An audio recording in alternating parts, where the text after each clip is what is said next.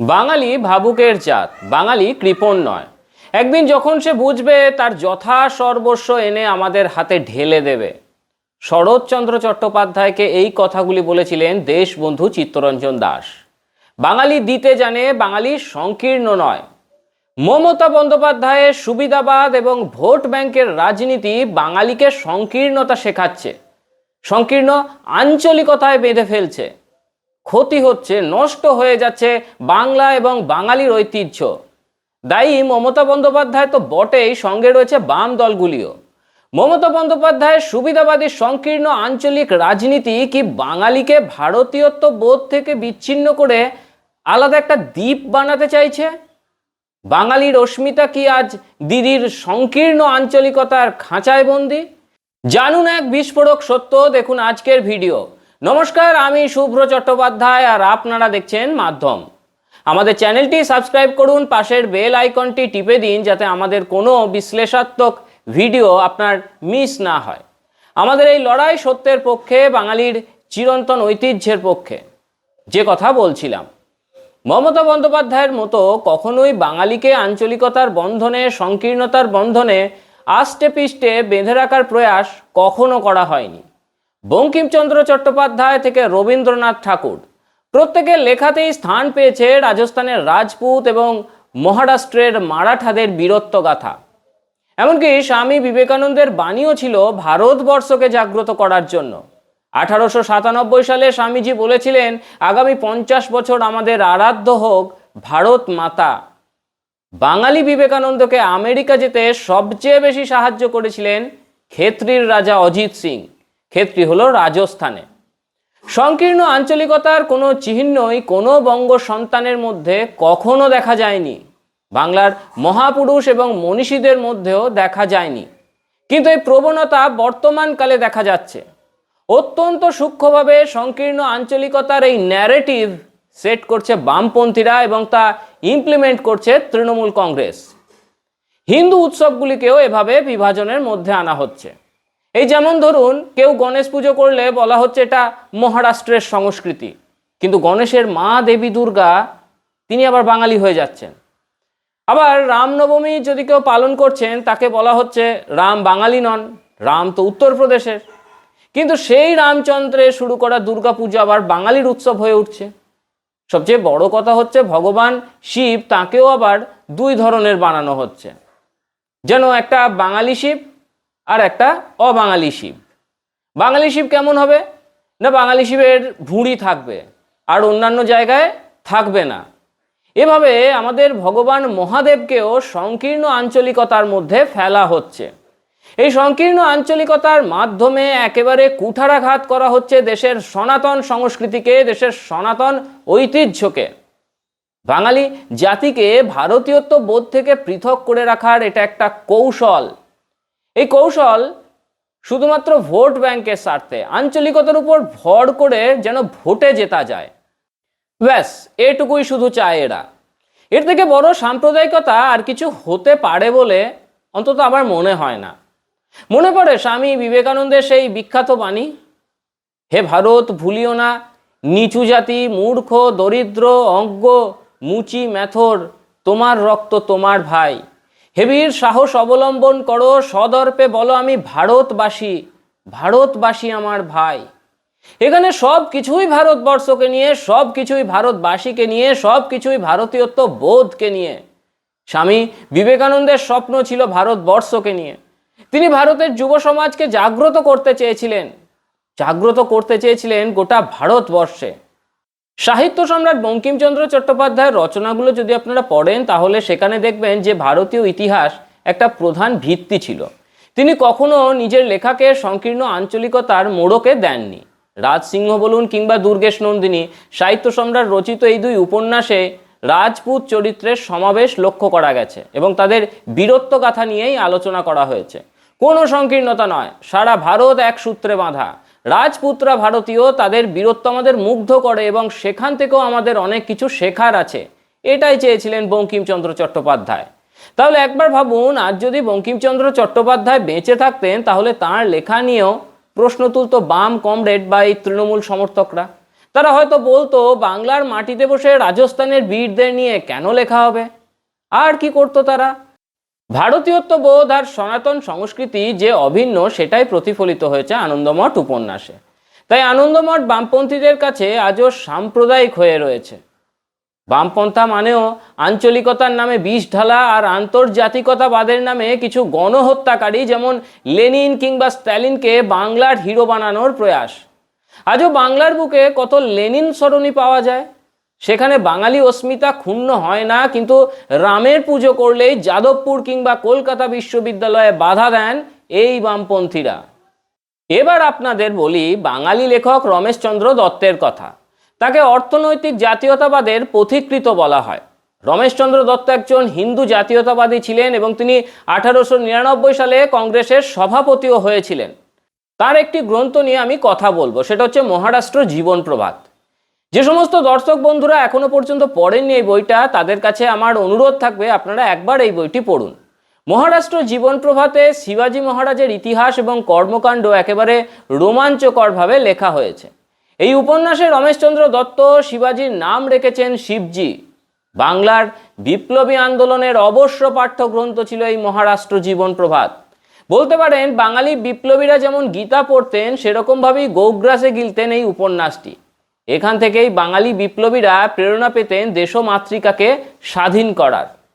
এই বইয়ের প্রতিটি ছত্র সাজানো রয়েছে সাংস্কৃতিক জাতীয়তাবাদ, ভারতীয়ত্ব বোধ এবং সনাতন সংস্কৃতিকে রক্ষা করার এক মহান ব্রতে।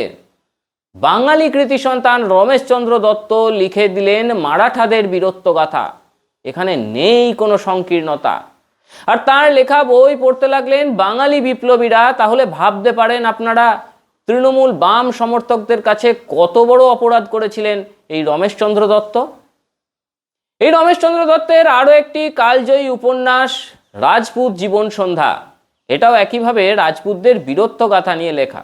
কথা একটাই, কোথাও কি সংকীর্ণতা দেখা গিয়েছে এই বাঙালি লেখকদের মধ্যে, যারা জনমানুষের চিন্তাকে প্রভাবিত করেছেন, লেখার মাধ্যমে জনমত গড়ে তুলেছেন, যাদের লেখার উপর ভিত্তি করে এ ভারতবর্ষে বিপ্লবী আন্দোলন গড়ে উঠেছে, সেই বাঙালি সন্তানরা, সেই বঙ্গ সন্তানরা কখনো সংকীর্ণ আঞ্চলিকতার পথে হাঁটেননি।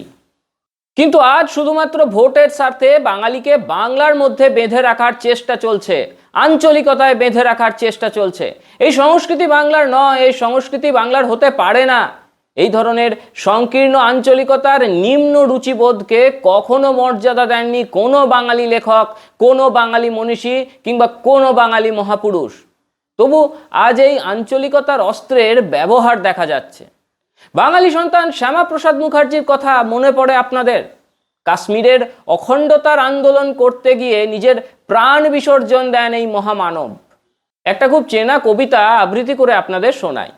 সেদিন শুনিনি কথা, আজ মোরা তোমার আদেশ, শির পাতি লব, কণ্ঠে কণ্ঠে বক্ষে বক্ষে, ভারতে মিলিবে সর্বদেশ, ধ্যান মন্ত্রে তব, ধ্বজা করি উড়াইব, বৈরাগীর উত্তরী বসন, দরিদ্রের বল, এক ধর্ম রাজ্য হবে ভারতে, এ মহাবচন করিব সম্বল, মারাঠির সাথে আজি হে বাঙালি এক কণ্ঠে বলো, জয়তু শিবাজি, মারাঠির সাথে আজি হে বাঙালি একসঙ্গে চলো, মহোৎসবে সাজি, আজি এক সভাতলে ভারতের পশ্চিম পূরব, দক্ষিণে ও বামে একত্র করুক ভোগ, একসাথে একটি গৌরব এক পুণ্য নামে।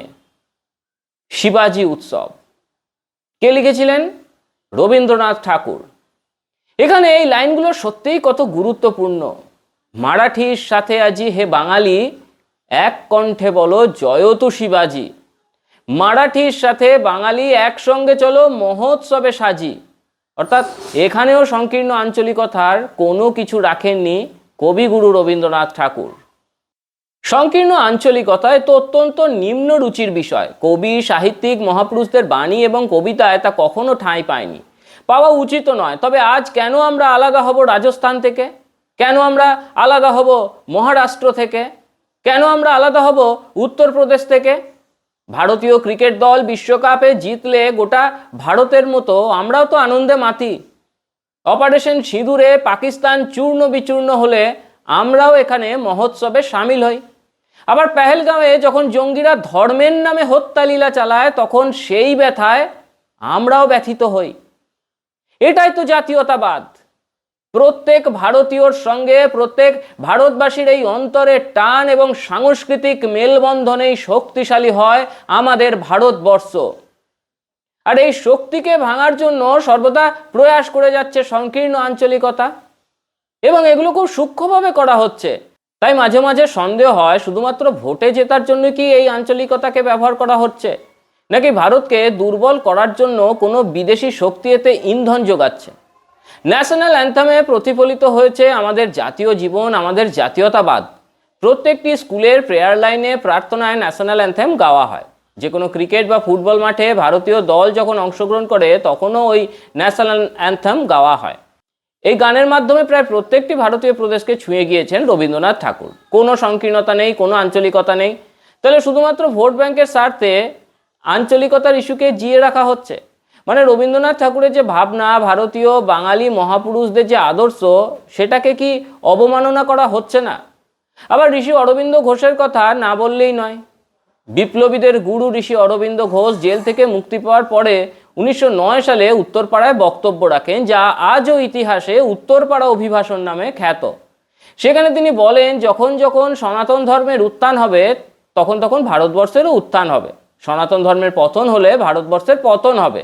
সনাতন ধর্মই হলো ভারতবাসীর জাতীয়তাবাদ।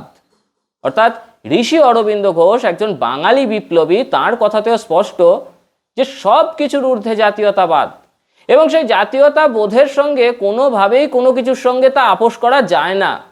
তবুও ভারত মাতা, ভারতীয়ত্ববোধ, জাতীয়তাবাদ এ সব কিছুর বিরোধিতা চলছে এই পশ্চিমবঙ্গে। শুধুমাত্র আঞ্চলিকতাকে সামনে রেখে, সংকীর্ণ রাজনীতিকে সামনে রেখে কিছু নিম্নরুচির রাজনীতিবিদরা তা করে চলেছেন, এবং এভাবেই তারা অপমান করছেন বাঙালির অস্মিতাকে।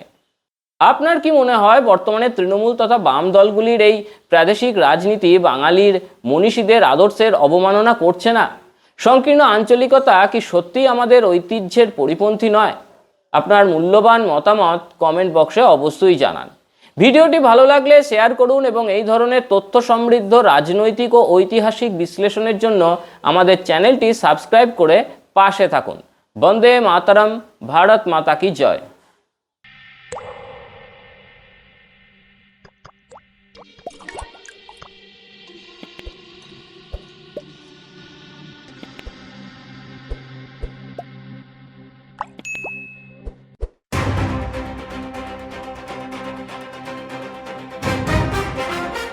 मोदी जी का विजन और उसे धरातल पर उतारने का संकल्प, डॉक्टर मोहन यादव का मिशन, प्रगति की नींव सड़क। मुख्यमंत्री मजरा टोला सड़क योजना के तहत आदिवासी अंचलों के 20,650 छोटे गांव 30,900 किलोमीटर पक्की सड़कों से जुड़ रही हैं। 21,630 करोड़ रुपए का ऐतिहासिक निवेश, ताकि विकास आखिरी पायदान तक पहुंचे।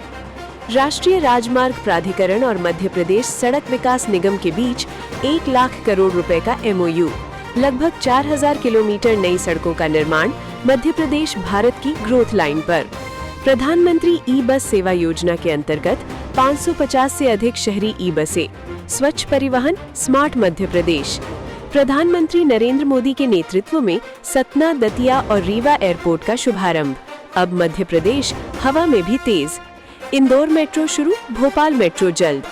100% रेल विद्युतीकरण, 14,745 करोड़ रुपए का रेल इंफ्रास्ट्रक्चर बजट, प्रगति की नई पटरी। सड़क, रेल और हवाई कनेक्टिविटी अब सिर्फ सफर नहीं, रोजगार का रास्ता बन रही है। मुंबई दिल्ली इंडस्ट्रियल कॉरिडोर से जुड़ता मध्य प्रदेश निवेश, उद्योग और युवाओं के भविष्य का नया केंद्र। 18,036 करोड़ की इंदौर मनमाड़ रेलवे लाइन, व्यापार, परिवहन और विकास को नई गति। मध्य प्रदेश अब संभावनाओं का पावर हाउस। प्रधानमंत्री नरेंद्र मोदी का विजन आत्मनिर्भर भारत, मुख्यमंत्री डॉक्टर मोहन यादव का मिशन हर जिले तक विकास, हर नागरिक तक विश्वास। नया मध्य प्रदेश, जहां अधोसंरचना बने आधार और विकास बने पहचान।